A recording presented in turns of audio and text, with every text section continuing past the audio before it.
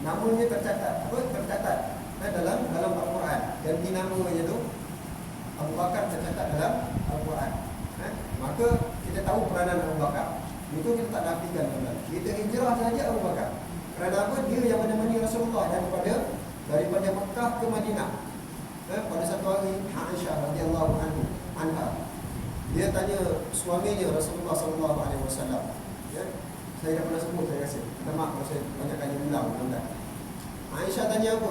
Ya Rasulullah, suami dia kan, dia duduk dekat luar beranda tu sambil-sambil tengok langit, sambil-sambil tengok bintang.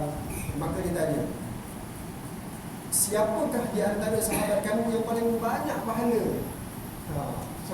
Paling banyak pahalanya umpama bintang di langit. Paling banyak pahala. Maka apa kata Nabi SAW? Nabi senyum. Nabi tahu dah, memang trik dia tu. Dia saja nak tanya kan. Dia tahu dah maksudnya Aisyah.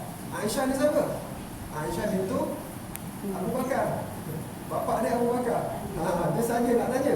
Dia saja nak tanya dekat Madinah pun cerita tuan. Dia bukan dah lepas hijrah kan. Maka Aisyah ni tahu bahawa ayah dia adalah orang yang paling banyak berjasa kepada Islam. Jadi dia tanya, ya Rasulullah, siapa yang paling banyak pahalanya umpama bintang di langit?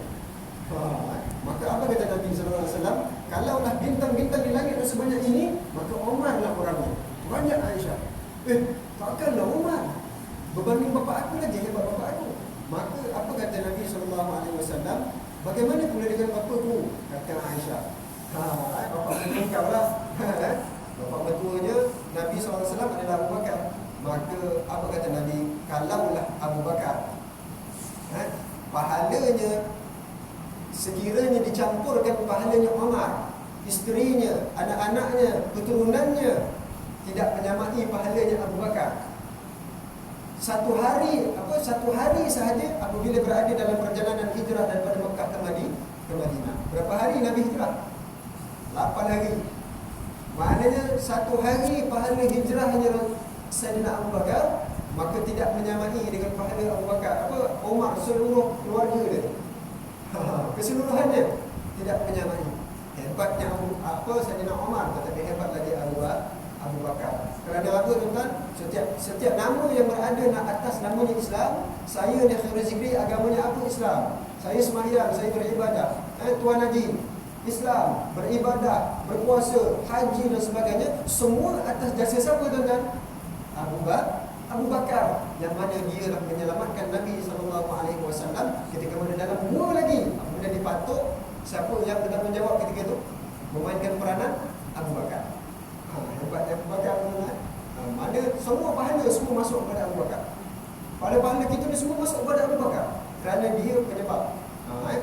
Penyebab. Ini MLM tuan-tuan. Dia sistem piramid. Semua masuk ke Abu Bakar. Banyak dia pahala Abu Bakar, tak habis lagi pahala Abu Bakar. Walaupun dia dah meninggal dunia, dah tak ada dalam dunia ni, tapi pahala dia tetap masuk. Tak stop lagi tuan-tuan, sampai kiamat pun stop. Kalau dibandingkan dengan pahala kita, jauh sangat, sangat-sangat jauh tuan-tuan. Tapi sekurang-kurangnya mungkin kita boleh memikirkan sesuatu yang menjadikan kita ni ada peranannya dalam dakwah Nabi SAW. Sikit pun tak apalah tuan-tuan. Sebagai guru, ada peranan dalam dakwah didik anak-anak. Sebagai orang yang bekerja sebagai kontraktor, orang yang bekerja sebagai siapa-siapa pula, apa sahaja pekerjaan kita memasukkan sedikit peranan dakwah kepada Islam. Tuan-tuan, kalau kita tengok ketika mana Nabi berada di gua 3 hari, siapa yang hantar makanan? Kalau tak makan 3 hari mati tuan-tuan.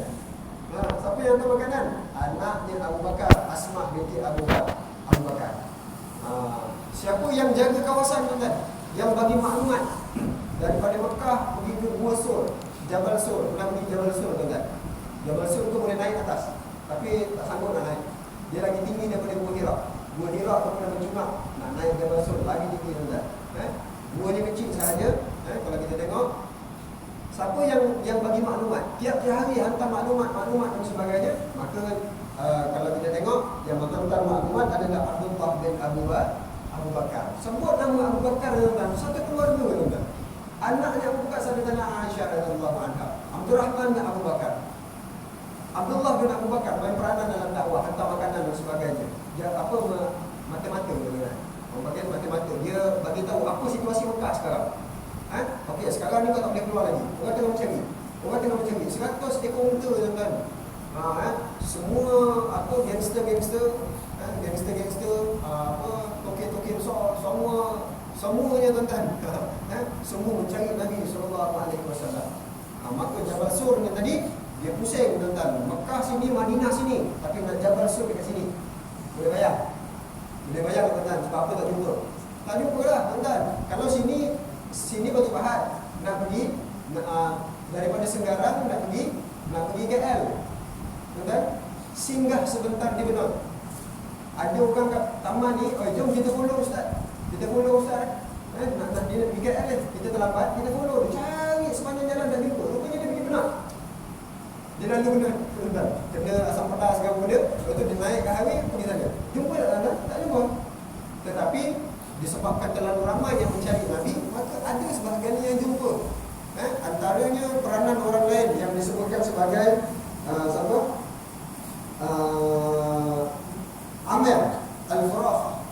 Amir Al-Furaha. Dia ni apa peranan dia dalam dakwah? Dia ni penggembala kambing. Dia ni penutup jejak. Jejak Rasulullah SAW. Bila kita pijak pasir, dia kan ada kesan, betul? Maka si Amir Al-Furaha dia buat apa tuan-tuan? Dia bawa kambing-kambing dia. Dia bawa kambing dia berjalan menutup jejak. Maksudnya kambing tu kan kaki dia dia tutup lagi lah jejak tadi. Tapi orang Mekah tuan-tuan, gangster dia bukan kosong tuan-tuan. Dia tengok kambing ni, kenapa kambing ni boleh banyak dekat sini? Sedangkan matinya jejak Muhammad dengan Abu Bakar, mati jejak. Tetapi banyak kaki kambing cari-cari dah tak jumpa. Atau dia bunuh. Mungkin. Maka dia kata tak mungkin kambing ni berada kat sini. Sebab kat sini tak ada rumput, tak ada apa. Tiba-tiba ada kambing. Tak pelik tak? Pelik tuan-tuan. Kambing ni dekat padang pasir tak ada rumput. Dia nak makan apa? Takkan nak makan pasir. Jadi orang Arab ni kata, sebahagian dia, kita naik atas. Abu Jahal naik atas, semua naik atas. Naik sampai di hadapan pintu gua. Sampai pintu gua. Maka apa berlaku? Maka dia tengok, aku rasa macam kat dalam ni lah. Tapi ketika itu, siapa lagi yang main peranan tuan-tuan? Bukan kata manusia tuan-tuan, binatang main peranan dalam dakwah Nabi. Kalau kita tak ada peranan dalam dakwah Islam, kita lagi teruk daripada binatang. Apa peranan kita sepanjang tahun ni kepada Islam? Kalau tak ada tuan-tuan, jangan tuan-tuan. Tuan-tuan, saya pernah ada satu isu baru-baru ni tuan-tuan, dekat satu masjid. Dua Bilal dia, Bilal pertama, Bilal kedua letak jawatan. Subhanallah. Ketua Biro Pendidikan dia yang panggil kuliah dan sebagainya, menyusun kuliah, letak jawatan. Letak jawatan ni pasal apa tuan-tuan? Ada orang yang mengapi-ngapikan sehingga ni orang ni kata ni. Rupanya tak ada benda tu. Tetapi dia putar cerita tuan-tuan sehingga dia tak suka dia akan kuasa tu. Maka banyak benda yang berlaku tuan-tuan. Dia bukan sekadar tak main peranan dalam dakwah, bahkan dia menyusahkan. Orang macam ni tuan-tuan dia berlaku tuan-tuan. Orang macam ni minta dizalimi tuan-tuan. Kalau kita namanya dizalimi, difitnah contohnya tuan-tuan. Dua orang tadi difitnah dengan apa yang dia tak buat. Maka doa Nabi SAW kepada Suraqah bin Malik, kita boleh hafal doa ni pendek. Bila kita dizalimi, bila kita difitnah, maka doa ni kita amalkan. Dia sikit saja, nak dengar doa tu, nak hafal dah doa ni tuan-tuan. Kalau misalnya berlaku fitnah, berlaku kezaliman ke atas diri kita sebutkan sahaja doa ini, mudah-mudahan makbul. Ini kita serahkan kepada Allah SWT. Nanti kita sebut doa tu. Kita apa tadi juga? Jauh pula begini. Kita masuk ke dalam gua tadi. Maka apa yang main peranan tuan-tuan? Maka ketika itu labah-labah dengan sarangnya. Dia buat sarang, banyak sarang kat situ tuan-tuan. Bila Nabi masuk saja, dia buat sarang balik. Maka bila dia nak masuk, seorang kata mungkin Muhammad dalam ni. Maka apa kata yang seorang lagi? Tak mungkin, ada banyak sarang labah-labah, takkan Muhammad boleh masuk. Nampak peranannya labah-labah. Selamatkan Muhammad. Sedangkan kalau ditundukkan kepalanya sahaja, boleh nampak dah kaki Nabi SAW. Allahu Akbar. Peranan labah-labah. Sampai orang barat sana dia ikut. Dia menghargai labah-labah. Spiderman. Betul tak? Spiderman. Spiderman ni dia anggap sebagai hero. Dia angkat sebagai hero. Ni orang barat. Dia nampak benda tu. Kemudian apa lagi yang berlaku? Burung kelawar. Burung kelawar duduk bergantung di dalam gua. Kita kalau masuk gua apa berlaku? Kelawar yang tak ada kat dalam, dia akan keluar. Betul apa keluar? Nabi gua. Ada Nabi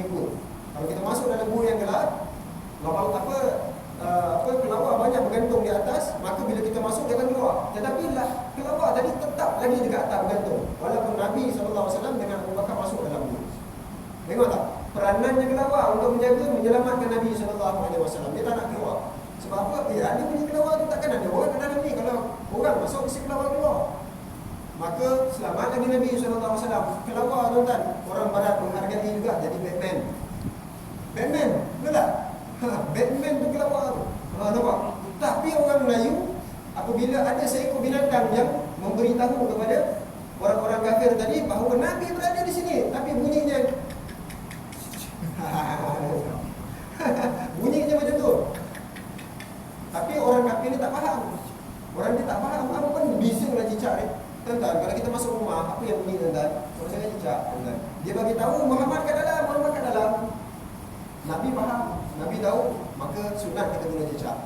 Malam ni tangkap cicak. Nampak cicak, bunuh. Kau jangan putus pula kaki dia. Oh, siap. Jahat kan? Putus pun kaki. Ekor, tarik dia punya lidah. Padan dia punya. Kenapa benda tu? Tak boleh. Itu zalim. Itu zalim. Kena cicak tu makan kita, mati kita. Maka kita dapat cicak tadi, kita pop, terus mati. Ataupun kalau dapat cicak hidup, bagi ke ustaz.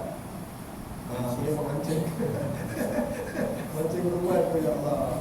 Tuan-tuan, nampak cicak tuan-tuan. Tapi orang Melayu ambil apa tuan-tuan? Hero dia sebagai cicak. Cicak man. Kita tuan-tuan kadang-kadang benda-benda yang simple-simple macam tu. Anak-anak kita pakai muka apa, topeng ke. Topeng apa? Topeng cicak man.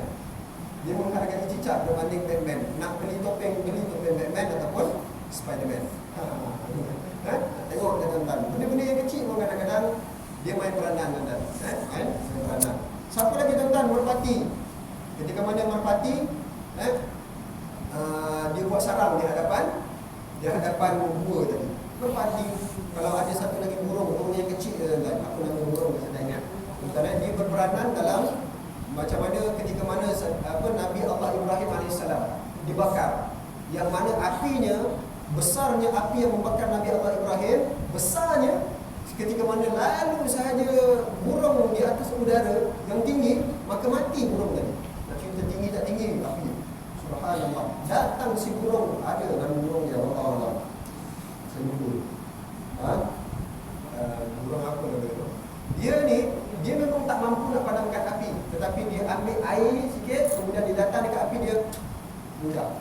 Kemudian dia ambil air, dia pergi ke api, dia ludah. Boleh padam tak api? Tak boleh padam, tuan-tuan. Tak boleh padam. Diketawakan oleh burung-burung yang lain. Apa nama burung? Api punya besar kau nak padamkan. Kau nak selamatkan Ibrahim ke? Tak boleh. Tak boleh selamat. Tak. Aku takut.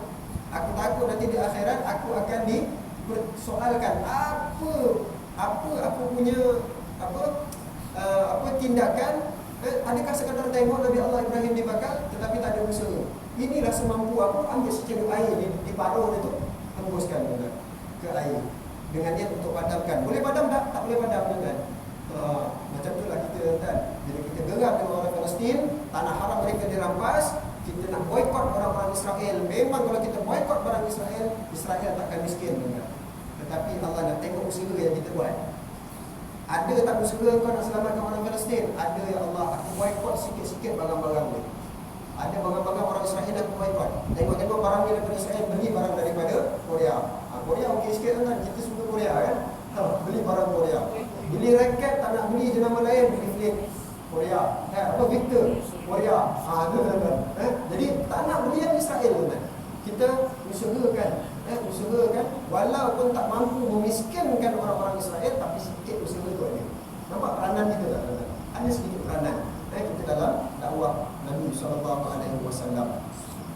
Itu binatang tuan-tuan. Banyak lagi binatang-binatang lain. Contohnya anak-anak. Anak-anak yang tuan-tuan. Kalau kita pernah dengar piagam perjanjian yang 3 tahun Nabi dipukul, dituliskan apa yang tak boleh kepada Nabi. Jangan bermuamalah dengan Nabi. Jangan ini, jangan digantung di Kaabah. Ini gitu. Tahun ke-7, 8 dan 9 kenabian. Maka ketika itu anak-anak sedikit demi sedikit dimakan kayu tadi tu supaya benda terjatuh. Simbolik daripada itu maka terlerailah penghubungan Nabi SAW. Nampak dasar anak-anak yang dah. Anak-anak ini pun kita jangan marah-marah sangat tuan. Biasa dia besar kepada Islam. Jahat-jahat anak-anak, jahat lagi juga. Tak ada langsung peranan kita dalam dakwah Nabi SAW. adalah peranan tuan-tuan. Bukan duduk bersurau peranan besar. Peranan besar tuan-tuan. Kalau kita nak kaitkan dengan kita punya apa tajuk sekarang ni, basuh kaki. Peranan kita apa tuan-tuan? Sunnahnya Nabi SAW, kalau ambil air sembahyang, kaki guna kelingking kiri. Ingat lagi tuan-tuan, pada bulan yang lepas kita cerita, kelingking kiri bermula daripada kelingking kaki kiri kanan, daripada bawah, menggunakan kelingking tangan kiri daripada bawah, 1, 2, 3, 4, 5, selak menyelati, itu sunat daripada bawah tuan-tuan. Kalau kita berdiri agak-agak boleh tak? Susah tuan. Lepas tu kaki kiri pula, macam mana kita nak selak? Menggunakan kaki dari kelingking melalui bawah, bukan daripada atas. Atas nak lah, ini daripada bawah. Kaki ini, kaki kanan, kaki kiri, kita nak guna kelingking kiri daripada ibu jari terus sampai ke kelingking kaki. Macam mana kita nak buat? Susah kan? Lagi kalau umurnya dah memang 6 series, 7 series, susah lah, gigil lah kan? Gigil lah. Kalau saya pun tak adalah nak buat apa-apa, susah, jatuh nanti kan. Maka kita permudahkan peranan kita dalam dakwah apa? Kita buat kata baru. Peranan ni tuan-tuan, peranan. Maknanya sunnah yang semakin luput, semakin hilang tuan-tuan. Maka letak kursi di situ, orang boleh duduk selesa tak ambil sembahyang? Selesa tuan-tuan. Sambil duduk-duduk boleh nampak ada bekesan darah, korban itu. Ada lagi bersihkan. Nampak tak tuan-tuan? Nampak tak? Itu peranan kita. Peranan jawatan kuasa, pengerusi peranan yang paling besar dalam dakwah. Pengerusi tuan-tuan, buat program untuk budak-budak. Kita malam ni makan apa? Kita makan nasi ambeng. Budak-budak kena makan nasi ambeng. Kita bawa KFC. Ramai tak agak? Minggu depan kita buat program untuk orang dewasa kita makan nasi ambeng, kanak-kanak makan KFC. Ramai tak kanak-kanak datang? Ramai. Dia akan beritahu kawan dia, ada KFC, ada KFC, ada KFC. Ramai tak surau? Ramai tuan-tuan, ramai. Tapi SOP budak-budak tak datang. Tuan-tuan, tak apalah. Itu antara peranan kita berdakwah. Maka Nabi SAW peranannya Sayyidina Ali pula. Duduk dekat katil Nabi SAW. Apa hukuman, apa kesan daripada tidur di katil Nabi? Mati tuan-tuan. Mati tu dia punya ni bahayanya tu. Sebab apa? Memang Nabi nak dibunuh oleh orang-orang kafir, tapi selamat Sayyidina Ali. Itu peranan-peranan mereka dalam melakukan dakwah. Jadi apa peranan kita? Kalau kita tengok peranan seorang lagi yang disebutkan sebagai Suraqah bin Malik, Suraqah ibnu Malik. Apa cerita dia tuan-tuan? Sikit tuan-tuan.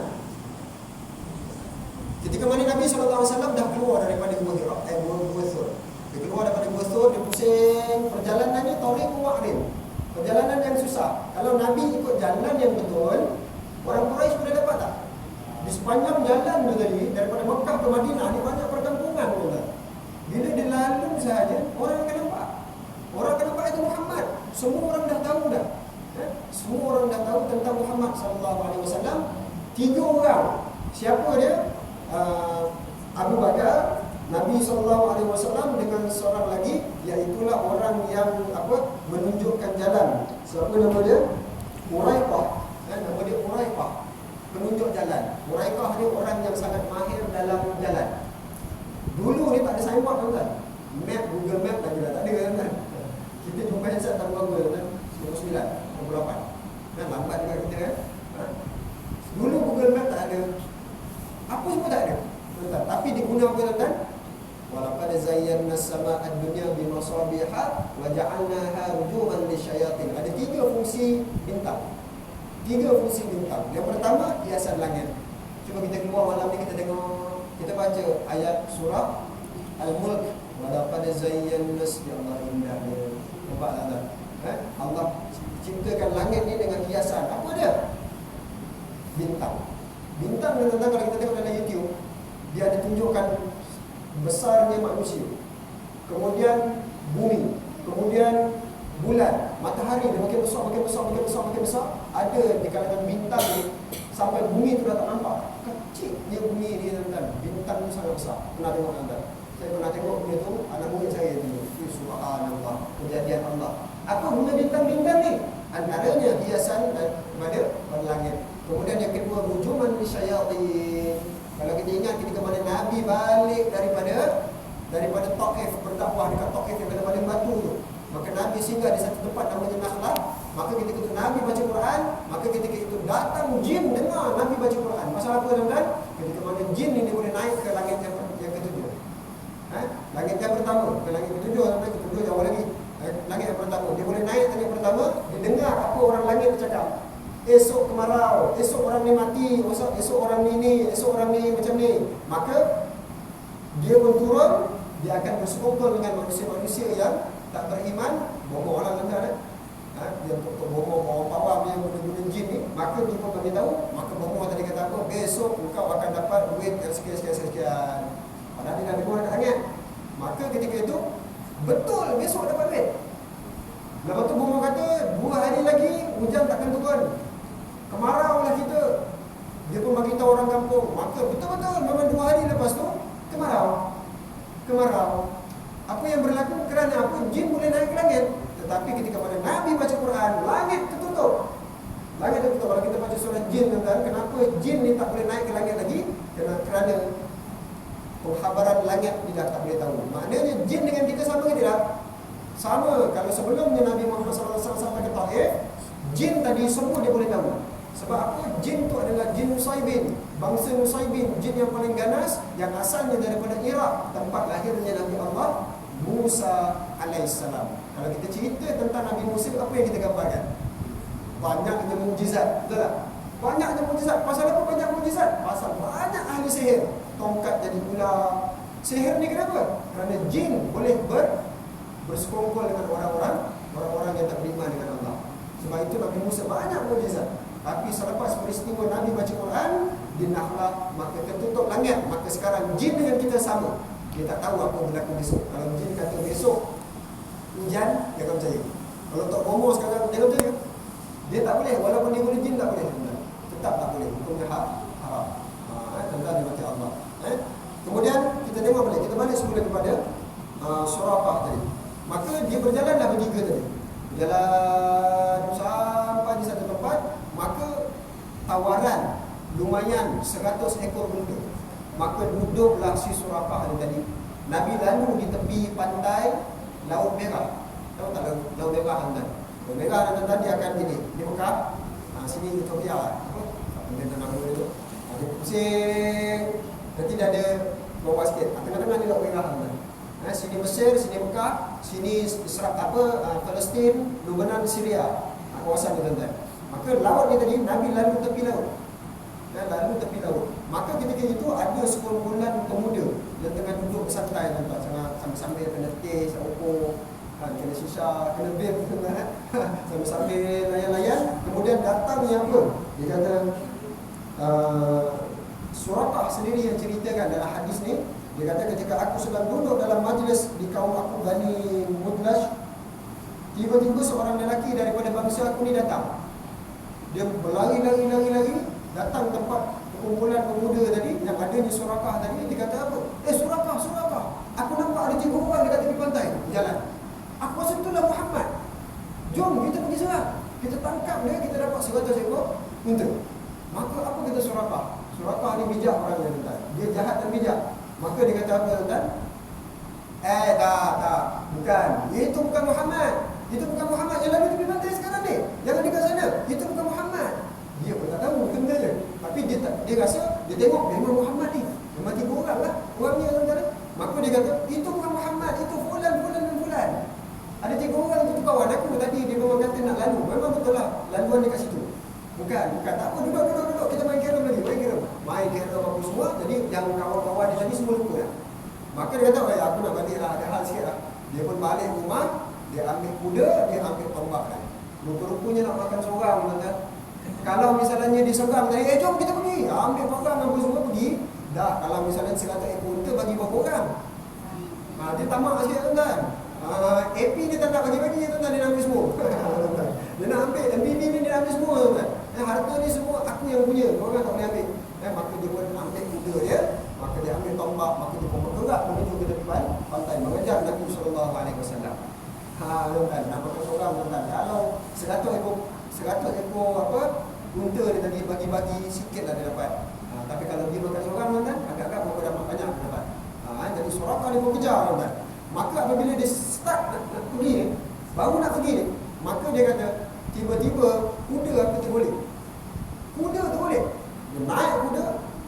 Dia memang ahli naik kuda, tuan-tuan. Mak rempit. Mak rempit, tuan-tuan. Dia pantang jatuh ketika jalan-jalan pendek macam ni. Biasa-biasa ni kalau jatuh malu dia, tuan-tuan. Kena gelak, tuan-tuan. Kalau nak jatuh accident, dia kat jalan. Kat jalan tegak, masa tu tengah laju 180 km. Itu dia tak malu. Tapi kalau dia jatuh dekat depan sini, pasal terlalu pasir, kemuk jatuh, patah tangan, malu dia dengan kawan-kawan dia, tuan-tuan. Jadi Suraqah bin Malik ni orangnya hebat. Orangnya hebat berkuda. Orangnya memang mahir lah, tuan-tuan. Tiba-tiba boleh jatuh. Dia bangun balik, pelik. Macam mana aku boleh jatuh?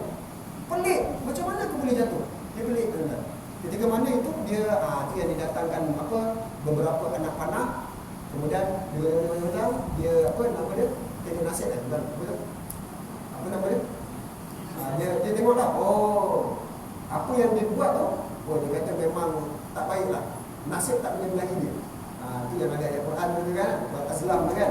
Maka dia masuk balik, tak kira 100 ekor unta ni, tuan-tuan. Belfire 100 biji ni, tuan-tuan. 1000 tu, mau buat unta tu kan. Kemudian dia pun keluar juga pergi 3 kali. 3 kali dia cuba membuat ramalan. Kerana apa? 3 kali musibah datang kepada dia. Maka dia pun terus mengejar Nabi SAW. Maka ketika itu dia nampak, bila dah nampak dah 3 orang daripada jauh ni, tuan-tuan. Dia padang pasir, tuan-tuan. Tapi tepi pantai. Padang pasir nampak ada 3 orang. Dia macam sama-sama, dia macam ada fata morgana, tuan-tuan. Macam sama-sama. Maka ketika itu datang debu-debu yang berkilauan daripada langit seperti asap. Allahu Akbar. Maka bantuan Allah Subhanahu Wa Taala, tuan-tuan. Maka datang debu-debu, kemudian dia pun tengok, cari lagi, jumpa. Maka dia pun sampai kepada Nabi SAW. Sekadar dia kata apa qadrul hin, dekat sahaja dengan Nabi SAW. Abu Bakar pun dah tengok belakang dah. Dia dah tengok belakang, ya Rasulullah, ada orang nak serang kita ni, ya Rasulullah. Habis kita risau Abu Bakar. Tetapi apa kata Nabi SAW? Nabi kata, Abu Bakar, la tahzan, jangan risau, jangan sedih, innallaha ma'ana. Itu yang disebut masa dalam dua. La tahzan, jangan takut, bukan jangan takut, jangan risau, jangan sedih. Kenapa Nabi kata jangan takut, sedangkan Abu Bakar ni dalam ketakutan? Sebab Nabi tahu Abu Bakar bukan takut. Abu Bakar ni sebenarnya dia sedih. Kenapalah Nabi ni kekasih Allah boleh sampai dikejar orang, nak dibunuh, nak dihina, sedih dia. Itu sebab Nabi kata la tahzan, la takhaf. La takhaf ni jangan takut. Kalau kita kata la takhaf, jangan takut. Kalau kau takut, aku pun takut. Tapi yang ni jangan sedih. Sebab Nabi tahu Abu Bakar ni orang yang berani. Innallaha ma'ana, sesungguhnya Allah bersama dengan kita. Kalau kita kena ujian dan sebagainya, la tahzan, innallaha ma'ana. Tuan-tuan, itulah yang saya sebutkan pada Bilal yang kena pecat tadi. Saya kata apa? Bang, la tahzan, innallaha ma'ana. Kalau abang betul, jangan risau, jangan sedih, sebenarnya Allah bersama abang. Itu. Kemudian datanglah si Suraqah tadi. Datang sekadar fadrul ilm, yang dekat je, baling tombak boleh kena. Dekat mana kakak? Sini ke pintu tu tak boleh. Saya ke pintu tu aja. Kakak kalau saya balik kena. Macam itulah, Maka ketika itu kaki depannya kuda tadi